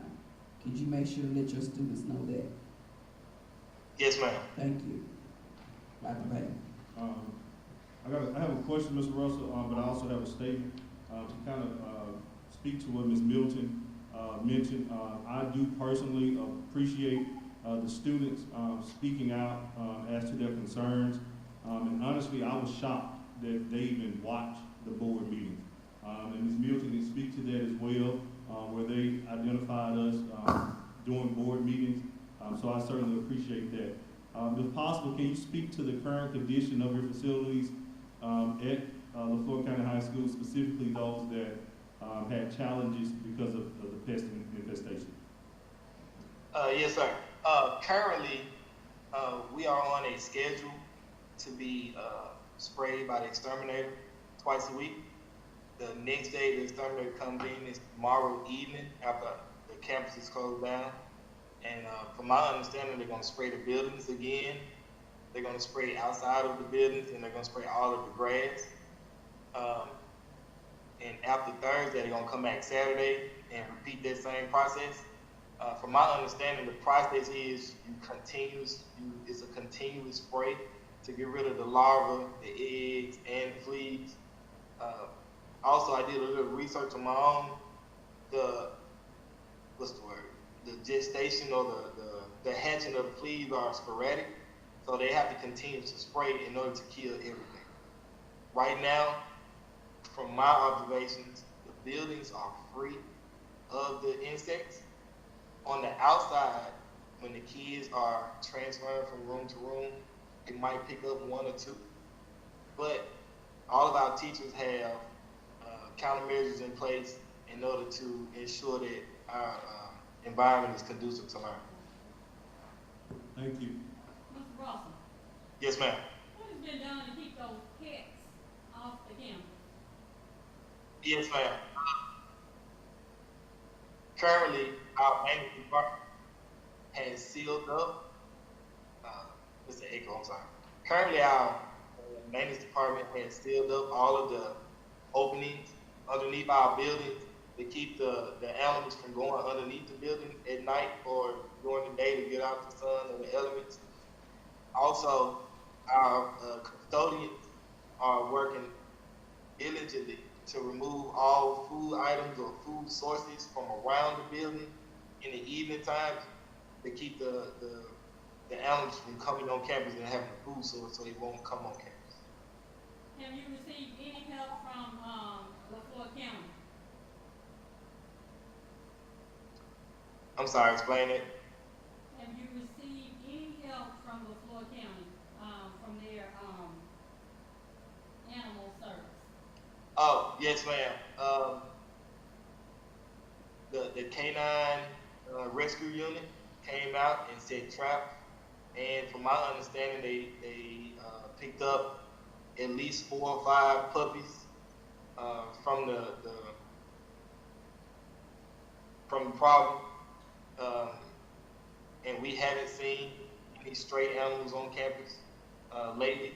The last time we saw a stray animal was a week ago, and we immediately called it in, and we haven't seen that animal since. Okay, thank you. Yes, ma'am. And Mr. Russell, you do have a crossing guard now, correct? Yes, sir. Do you have that crossing guard any lights or anything? Because it's my understanding that you still may have motorists that pass through that area at high rates of speed. That is true. Currently, we do not have any lights, flashing lights, along that stretch from the end of the football field to the front entrance of the front gate of the school. There aren't any flashing lights to indicate that it's a school zone. Also, the signage is limited. What we're doing as a staff is we have our crossing guard out there, and our staff actually walks those kids to the gate to make sure it's safe for those kids to cross so they can go across. Also, Ms. Smith, she has one of her staff members walk her kids across the street, actually. So we're doing everything we can. From my understanding, we're still on the calendar for MDOT to come and put the crosswalk on the road, as well as put flashing lights and increase the signage along our school. But we are requesting additional help, such as in the morning time and in the evening time, if we can get the sheriff department to come and just have a unit out there with the flashing lights, that would help tremendously. But Mr. Russell, you have a school safety police officer on your campus with a vehicle that has lights. Is that a problem, having that vehicle relocated? No, sir, it's not. Currently, that unit is placed at the one-way going around that curve on the left side of the tech building. That is a one-way traffic, and our buses, when they come around, is actually a blind spot. When that unit is not there with the flashing lights on, sometimes we have parents come in the wrong way, and it's an accident waiting to happen. So we place that unit there with that light on, with those lights on, to prevent wrong way traffic, so it won't cause an accident with our buses with the kids on. So just a question, and would it be feasible to place the car on the highway where the traffic is and place the guard on the one-way traffic, because you don't have as much traffic on campus as you do on that stretch of highway, I guess you call it? Yes, sir, Dr. Bailey, we will put that in action. No, I was asking. No, I'm not telling you. I'm not getting involved in the day-to-day operation. No, sir, no, you're not. It's actually reflected. No, sir, that's actually a good idea, Dr. Bailey. We're going to put that in action, and we're going to evaluate it and see if it's a work for this campus, and if it does, we'll keep it in place. Madam President, I have a question. Go ahead. And thank you, Mr. Russell, but I think my question is to Ms. Roy. Is Ms. Roy available? Yes, ma'am. How are you doing today? I'm fine.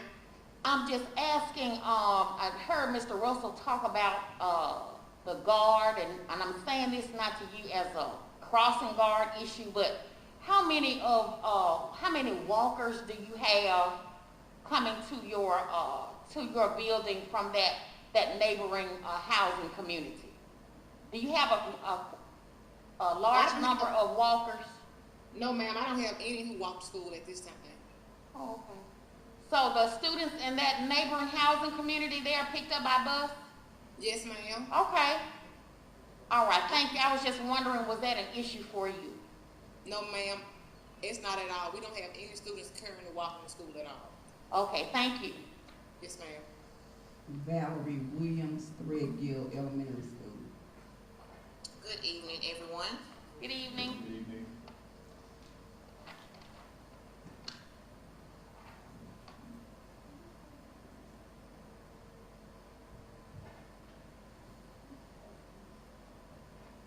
Threadgill Primary School. Don West. Good evening. Good evening. Ms. West?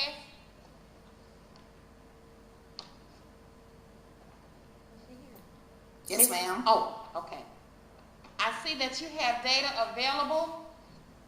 Oh, this is school enrollment. Do you have any testing data available? Okay. Oh. It should be on the monthly report. Yes. I have well as Mcas data. I have it. Thank you. How have you informed parents of this data? Actually, we are wrapping up. This is night 2 of data chats or informationals for our parents. Last night we had our pre-K data informational for parents where we talked about where we were as a school. My early lead collaborative teacher assisted me. We talked to parents about where we are as far as pre-K data, the different classifications. If the reports were also sent home, the parent reports, I think I heard Ms. Smith mention that. And tonight I got on late because I was just wrapping up our kindergarten data night, and then tomorrow we will wrap up the data nights for parents with our first grade parents. So those parents do get the individual reports. They can request them. Mcas, they're naturally getting the iReady data reports if they're wanting they're pretty lengthy. If they're wanting the full reports, they can request those. And that's for K and first. How have you, what have you put in place to increase teacher capacity for the early emergent reader and the late for the early emergent reader? Because I'm looking at these percentages, that's pretty high. What type of teacher capacity have you tried to build? Or if it's built, how have you sustained it in your building among the early emergent reader teachers? Okay, can you hear me? Yes. My internet is a little delayed here in the office. But we do have strategic plans for both pre-K reading and pre-K math as far as reaching those students that are not quite where they should be even coming into pre-K. When we look at the plan for ELA, really beefing up our tier 1 instruction, incorporating graphic organizers, making sure that our PLCs are focused on making data-driven decisions regarding centers for pre-K as well as K and first. The introduction of Michael Hegarty, which the teachers did use prior to COVID, and explicit direct instruction, making sure that our team meetings are focused on those things, as well as higher order thinking, questioning, or language development activities. And just making sure that everyone is on board as far as making plenty of data-driven decisions. We've had data chats with all of our first grade teachers and K, and it is a pretty lengthy process because we meet with them individually, where we make sure they understand the data, understand where students are, and go ahead and create some type of individualized plan for what each teacher plans to do as far as making sure that those students get to where they need to by the end of the year, or showing some type of growth by the end of the school year. So that's what we're currently doing now as far as building teacher capacity. Thank you. Mr. Lucas.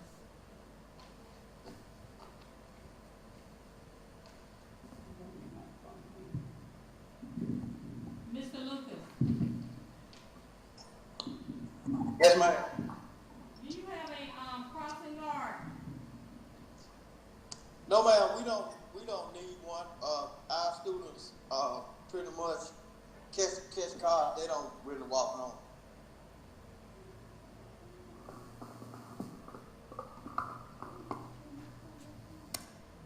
Okay, thank you. You welcome. Sabrina Tanner Moore, Alternative School.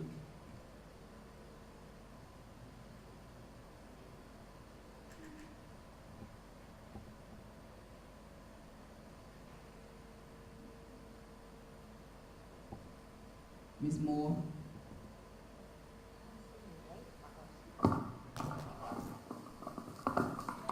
Good evening. Good evening. We don't have a report for you, so is there anything you would like to share? I can barely hear you, Ms. Milton. I said we don't have a report for you, but is it something that you would like to share? A report was submitted. Well, I will share that. I will share, since you don't have the report in front of you. We currently now have 4 students We have 1 SPED student and 3 high school students, and I must admit that they have been behaving exceptionally well. We do have conversation with parents weekly. We are keeping track of their behavior due to the fact of the infraction to which they came to us on. We are having data conversations pertaining to their progress report. We are working with them diligently every single day to ensure that they catch up in their classes, because when they were suspended, a lot of them did not do the work when they were home. They were constantly getting behind, and now we're trying to play catch up and make sure that they are on track and prepare for 9 weeks exam on next week. We are tracking attendance per student as well as teacher. I do keep up data per school of how many students we're getting for each school. Our teachers are reaching out to the homeschool teachers to bridge that gap with communications. I am in constant contact with the principals of the students that I have. They have been working exceptionally well with me. Anything that I need, they make sure that I do receive it. I can just honestly say our kids are working hard. Some have missed some days, a few days, and I often tell them if they don't come to school, they're going to make those days up in the end. They're going to give me my days back. To do to make sure that they don't miss anything from their homeschool, so when it's time for them to transition back to the homeschool, they'll be ready. Okay, Ms. Moore, your report is with the chief report, so that's why they didn't turn it in on tonight.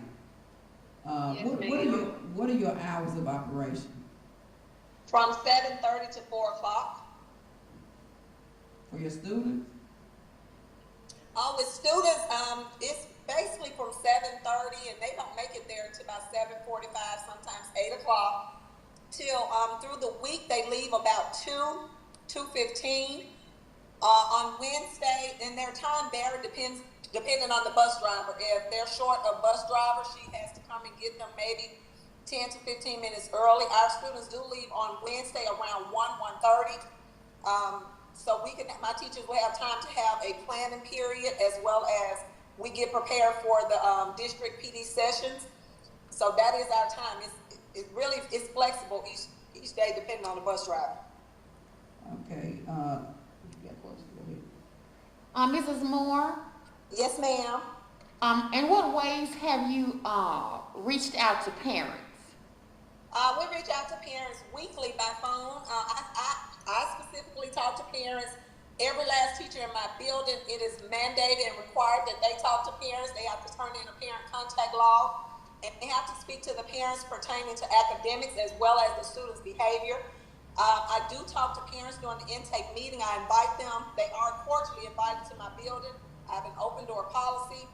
I want them to come in. I implore them to help their students, their children at home, because we need that help. A lot of times these students are not doing anything when they go home, and it makes it a lot of work for us trying to get them caught up, because I let them know that they have to be accountable as well as we are. But the parents come into the building, those who drop them off. We are making phone calls home every single week. Some parents do call and they ask questions. They call and talk to me a whole lot. I have had conferences with the parents. So we're reaching out, and this month we're starting a newsletter. My teachers and I sat down, we're formulating a newsletter, and we're also getting ready to do a brochure. Thank you. You're welcome. Mrs. Moore. Yes, ma'am. Are the alternative students allowed, are you all allowed to relax those instructional minutes? Could you repeat that? Are you all allowed to relax the instructional minutes requirements for those students? Actually, by standards, we're supposed to have 330 instructional minutes. I can't control that. The buses have to come and pick them up at the time they come up, so I had to make the schedule fit the time that the buses have to come and pick them up. If that makes sense. It does, but this question is to Dr. Cook. Are those students required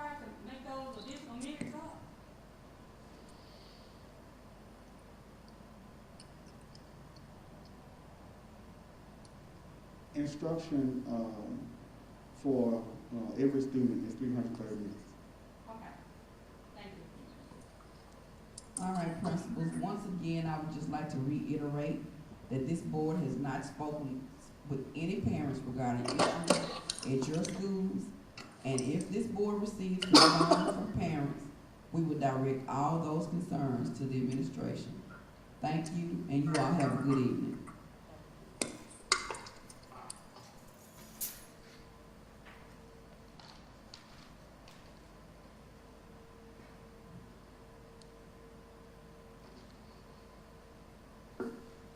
Ms. Washington, in your board packet, do you have all the pages that we have for finances?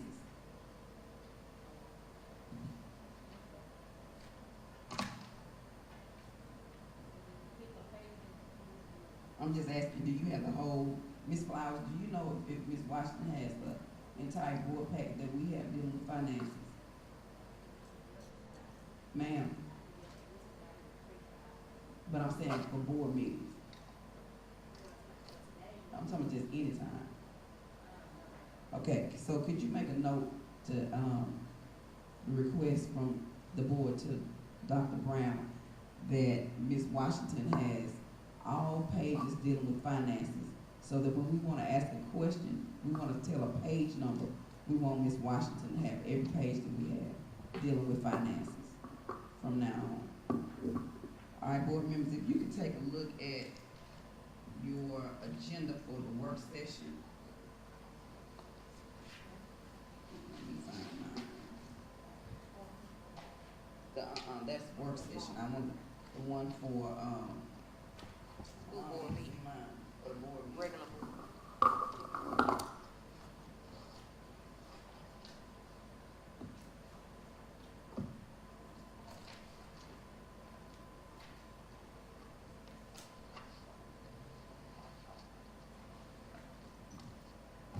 For the sake of time, and Dr. Brown is not here, so, you know, most of the time our questions will be directed to Dr. Brown. So if you could just, in Dr. Moore's word, peruse your agenda, and if you have any questions, you might quickly want to jot them, or if it's something that Dr. Pulley can answer, we can quickly ask him, so we won't have to go over the whole thing, because I'm sure we will be asking these same questions to Dr. Brown when she comes.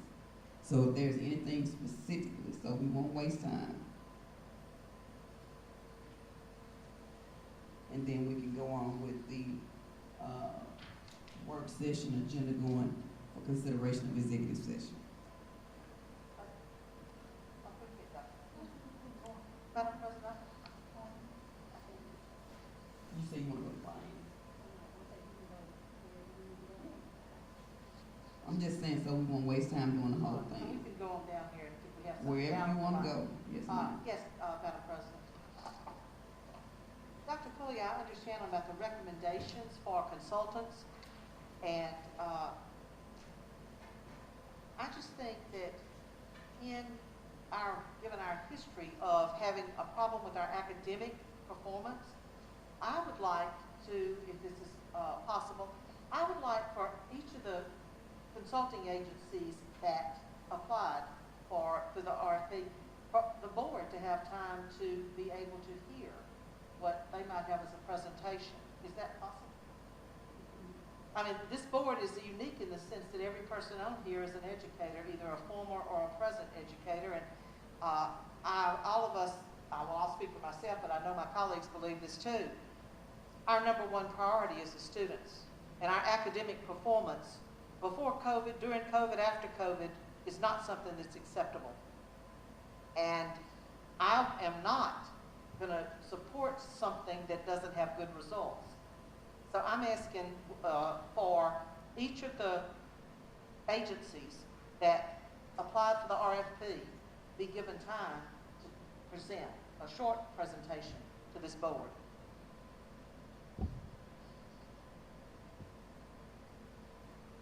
Dr. Pulley, can you make that request to Dr. Brown? Yes, ma'am. Thank you, Dr. Pulley.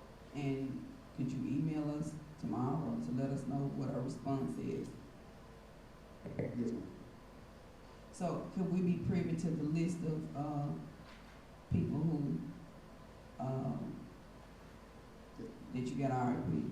Can we get a list of that? In this packet, is that the group, is the, all of those the group, or were there more people? What page is it? It is attached,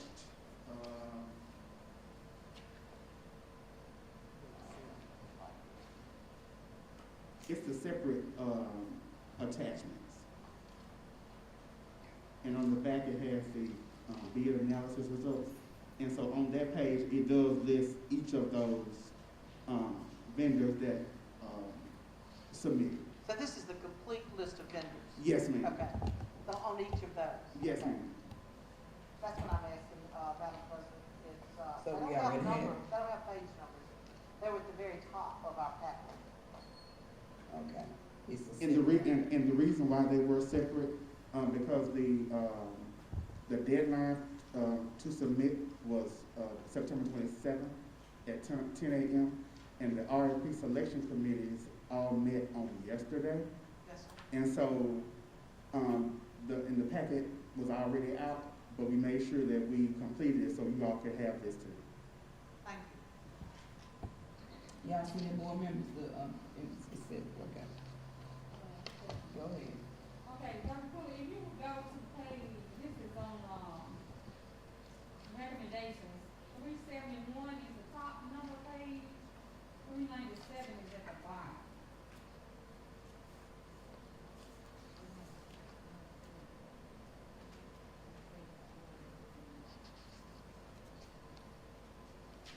Okay, yes, ma'am. Okay, we're gonna go up from the bottom.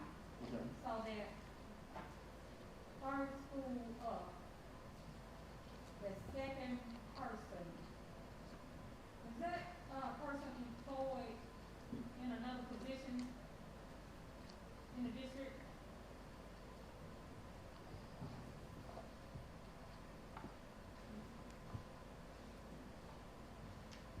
Yes.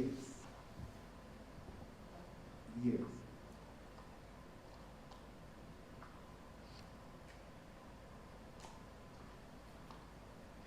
I don't see 371.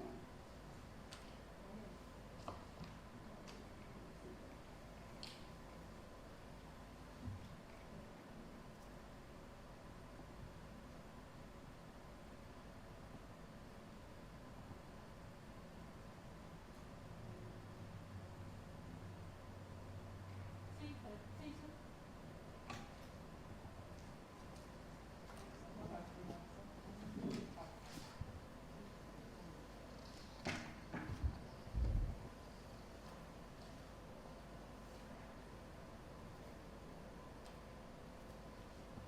So, Ms. Washington, I will hold my, questions for you for the regular board meeting, okay? When you have a packet, so that you'll be able to look at it. Yeah, but from now on, they'll give you the packet that we see, so that you can answer the questions that we want to know. Any other question, board members?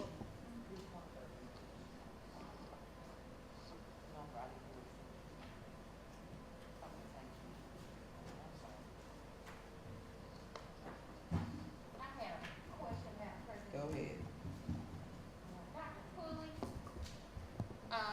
the number, 4.6, approval of the ESSA parent and family engagement policy. Should that have already been approved? No, we, each year, we, recommend, this particular, policy, to be updated, as we meet, after, generally, we recommended after we would have had our annual Title I meetings. And that deadline was in September, I wanna say September 15th. It was that deadline. And so after we, have those meetings and get input from parents, and then we recommend the policy. Thank you so Yes, much, ma'am. I'm just trying to get some clarity. Yes, ma'am. Okay. Mr. Pulley, Attorney Pulley, Yes, ma'am. Jackie Lewis has a question for you. Mr. Pulley, what type of employee is eligible for a supplement? What type of employee is eligible for a supplement? Supplement to do what? To coach, to or Yes, yes. all employees except for the principals cannot have any other duties. The principals cannot coach. But most other employees can have a supplement.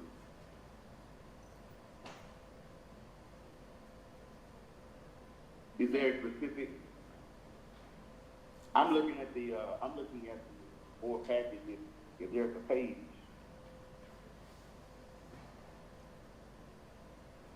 Well, I can't say because I don't presently know what the position is.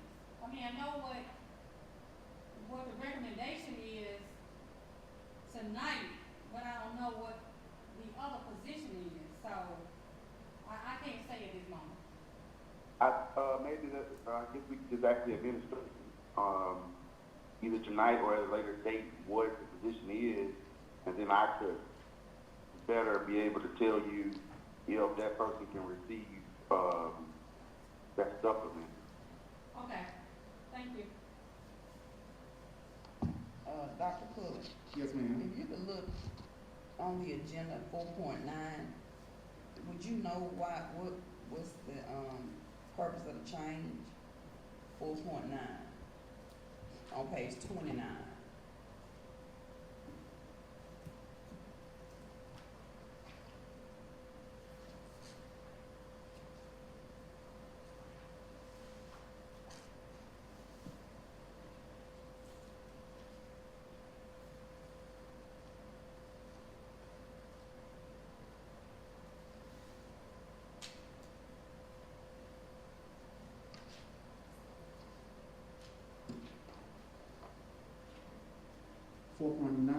Approval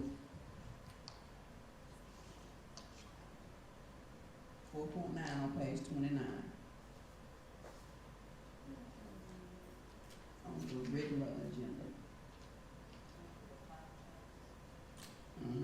It's on the agenda. Oh, okay, I see it.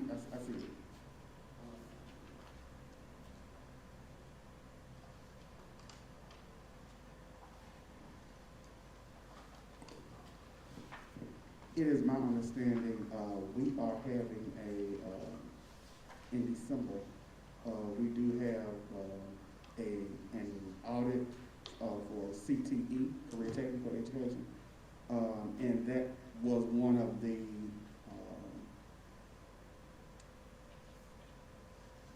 from my understanding, that's one of the components that would need to be adjusted or. So are we in non-compliance? I cannot speak to that yet. I think it may have something. I think it's a programmatic issue. And go ahead, Mrs. If you look on, I want to say that's 180. We can't hear you. If you look on it's 207, I think the bottom number, 181, is the reports 2 part that had to be changed. You say 207? Yeah, 207. Is that the Perkins audit? Yes, the normal audit. Normal, the regular audit.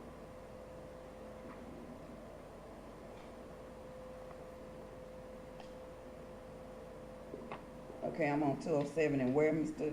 Johnson? If you see at the top, the reports 2, remember the change in the organizational chart, so the job description had to reflect it. I don't see where you are. You're looking at 207 at the bottom number 207. Mm-hmm. If you look at the top of the page where it says position title, then reports 2. Mm-hmm. That had to change because the organizational chart changed. Okay, but I'm saying, but the rest of our other heads are called chiefs, so I'm saying I don't get it. Oh, now I'm not sure why that part at the top changed.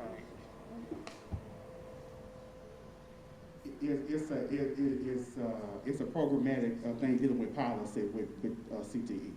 Now, They required that whole big title, is what I'm understanding. So, do you know, so I'm saying, it's not gonna be a problem with MDE, like, are we in non-compliance, or will we be written up or anything like that?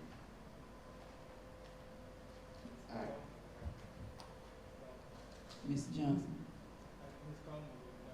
We can't hear you. Ms. Coleman would know more about right, that she part. Okay. Any other question, board members? All right, Chair will entertain a motion to, close this session for consideration of executive session. So moved. It's been motion and second, all in favor? Aye. Any opposed? Ayes have it, motion is carried.